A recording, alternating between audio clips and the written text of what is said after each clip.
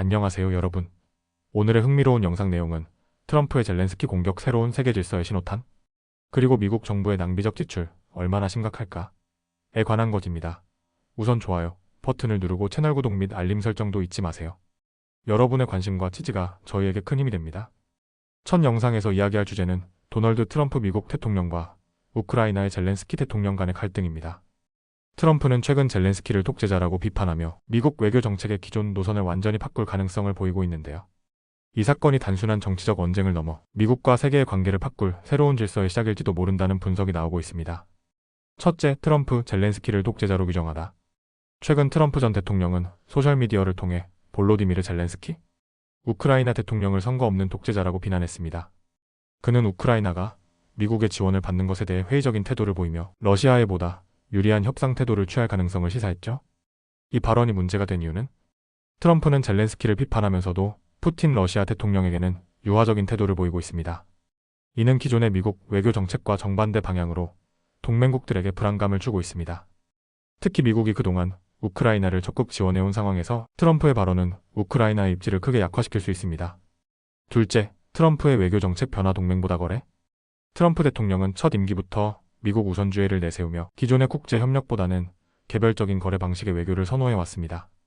그는 유럽, 아시아 동맹국들이 미국의 안보 지원을 받으면서도 경제적 기여는 부족하다고 비판해왔죠. 최근 트럼프의 외교 정책 변화. 유럽 동맹국들에게 방위비 부담을 더 요구하고 있음. 러시아와의 협상에서 우크라이나에 불리한 입장을 취하고 있음. 중국이 개입하는 개발도상국 지원 기관을 해체하려 함. 글로벌 무역 질서를 흔들 수 있는 추가 관세 도입 계획. 즉, 트럼프의 외교 정책은 이기고 지는 방식으로 변하고 있으며 미국의 동맹국들은 더욱 불안감을 느끼고 있는 상황입니다. 셋째, 트럼프의 변화가 세계 질서를 흔드는 이유. 미국은 제2차 세계대전 이후 자유주의 국제 질서를 주도해왔습니다. 나토 동맹 유지, 세계 무역 체제 주도, 국제 원조화 개발 지원 확대. 하지만 트럼프가 추진하는 새로운 외교 전략은 이런 전통적인 미국 외교와 전혀 다릅니다. 트럼프식 외교 정책이 초래할 변화. 미국의 동맹국 이탈. 유럽 국가들이 독자적인 안보 전략을 세우려 할 가능성이 커짐. 프랑스, 독일 등 유럽 국가들은 최근 자체적인 군사 협력을 강화 중. 중국과 러시아의 영향력 확대. 트럼프가 우크라이나 지원을 줄이면 러시아가 더 유리한 입장이 될 것. 중국은 미국이 빠진 개발도상국 시장에서 영향력을 확대할 기회. 미국 외교의 신뢰 하락. 트럼프의 발언으로 인해 미국의 외교 정책 일관성을 잃을 위험. 동맹국들이 더 이상 미국을 믿고 의존하기 어려워질 가능성. 넷째, 미국 내 반응 트럼프를 향한 엇갈린 시선. 트럼프의 이러한 행보에 대해 미국 내에서도 찬반 의견이 극명하게 나뉘고 있습니다. 찬성 측 의견. 미국이 동맹국들에게 너무 많은 걸 퍼주고 있다. 이제 미국의 이익을 최우선으로 해야 한다. 우크라이나 전쟁은 미국의 문제보다 유럽의 문제다. 유럽이 스스로 해결해야 한다. 반대 측 의견. 트럼프가 미국의 신뢰를 훼손하고 있다. 동맹이 없다면 미국도 약해질 것이다. 러시아와 중국에 더 많은 기회를 주는 셈이다. 결국 미국이 손해를 볼 것. 특히 전직 미국 외교관들과 군 관계자들은 트럼프의 접근 방식이 세계 질서에 큰 혼란을 초래할 수 있다며 우려를 표하고 있습니다. 이렇게 트럼프 대통령의 외교 정책 변화는 단순한 개인적 의견이 아니라 미국의 기존 외교 전략을 근본적으로 뒤흔들 수 있는 요소입니다. 우크라이나 지원 문제부터 러시아와의 협상까지 트럼프가 기존 동맹 관계를 재정립하려 하고 있음. 동맹국들이 미국을 신뢰하지 않게 되면 중국과 러시아의 영향력이 더욱 커질 가능성. 미국 내에서도 트럼프의 전략이 옳은가에 대한 논란이 계속될 전망. 다음 영상에서 혹시 미국 정부가 매년 수십억 달러를 낭비하고 있다는 사실 알고 계셨나요? 최근 월스트리트 저널의 보도에 따르면 2024년 회계연도에 미국 정부가 부적절하게 지출한 금액이 무려 1,490억 달러에 달한다고 합니다. 이는 단순한 실수가 아니라 정부 예산의 3.7%가 낭비되고 있는 상황인데요. 그렇다면 이 돈은 어디로 흘러가고 있을까요? 그리고 이를 바로잡기 위한 노력이 충분히 이루어지고 있을까요? 첫째, 정부 예산 낭비 규모 얼마나 큰 문제인가? 부적절한 지출의 정의. 우선, 부적절한 지출이란 정부가 의도한 대로 사용되지 않은 돈을 의미합니다. 이에는 다음과 같은 유형이 포함됩니다. 초과 지급 자격이 없는 사람이나 기관에 지급된 돈. 미지급 문제 정당한 수령자에게 지급되지 않음. 중복 지급 같은 항목에 대해 2번 이상 지급. 규정 위반 지급 서류 미비 또는 계약 조건 미충족 상태에서 지급. 부적절한 지출 규모. 2024년 회계연도에 1,490억 달러의 부적절한 지출이 발생.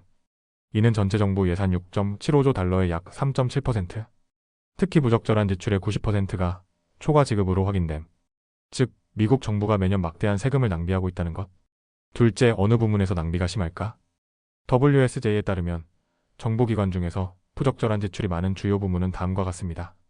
보건복지부, 메디케어 의료보험 프로그램에서 가장 많은 낭비 발생. 의료 서비스 비용을 제대로 검토하지 않고 지급. 부적절한 지출액 약 317억 달러. 사회보장청, 포충보장소득, 실업보험 등에서 부적절한 지급. 부적절한 지출액 약 10억 달러. 농무부, 저소득층 지원 프로그램에서 부적절한 지출 발생. 부적절한 지출액 약 10.5억 달러. 중소기업청, 팬데믹 지원 대출에서 부적절한 지급 확인. 부적절한 지출액 약 1.7억 달러. 즉, 의료보험, 복지, 식량 지원, 중소기업 지원 분야에서 예산 낭비가 가장 심각함. 셋째, 왜 이런 낭비가 발생할까? 정부는 부적절한 지출을 줄이기 위해 여러 노력을 하고 있지만 해결이 쉽지 않습니다. 그 이유는 무엇일까요? 관리 부실, 수혜자의 자격을 제대로 확인하지 않고 지급하는 사례 발생, 시스템 오류로 인해 중복 지급되거나 서류 미비 상태에서 지급, 연방 및 주 정부 간 혼선. 일부 프로그램은 연방 정부와 주 정부가 함께 운영, 연방기관이 직접 통제할 수 없기 때문에 주 정부가 부적절한 지급을 감시해야 하는데 제대로 이루어지지 않음. 사기 문제, 팬데믹 이후 정부 지원금 신청이 폭증하면서 허위 신청 사례 증가. 정부 감사 결과 약 72억 달러가 사기성 지급으로 확인됨. 즉, 시스템 오류 행정적 혼선 사기 문제로 인해 부적절한 지출이 줄어들지 않고 있음. 넷째, 정부는 이를 해결하려고 노력하고 있을까?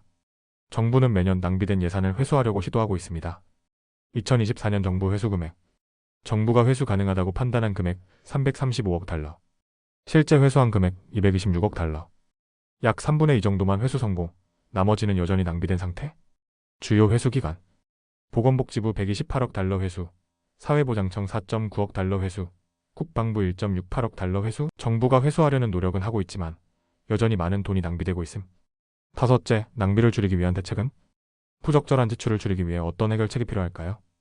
AI와 빅데이터 활용, 수혜자의 자격을 자동으로 확인하는 시스템 도입, 사기성 지급을 사전에 차단하는 AI 기술 도입, 연방 과주 정부 협력 강화, 주 정부의 관리 시스템을 강화하고 예산 지급 과정을 더 철저히 검토, 엄격한 감사 및 감시 시스템 구축, 예산 집행 과정에서 실시간 모니터링 시스템 구축, 부적절한 지급을 발견하면 즉시 중단하는 자동화 시스템 도입, 즉 기술을 활용한 감시 강화와 정부의 강력한 관리 감독이 필수적. 미국 정부의 부적절한 지출 문제, 생각보다 심각합니다. 오늘은 여기까지입니다. 다음 영상에서 더 유익하고 흥미로운 내용으로 찾아뵙겠습니다. 이 영상은 투자 의견이 아닙니다. 매우 감사합니다.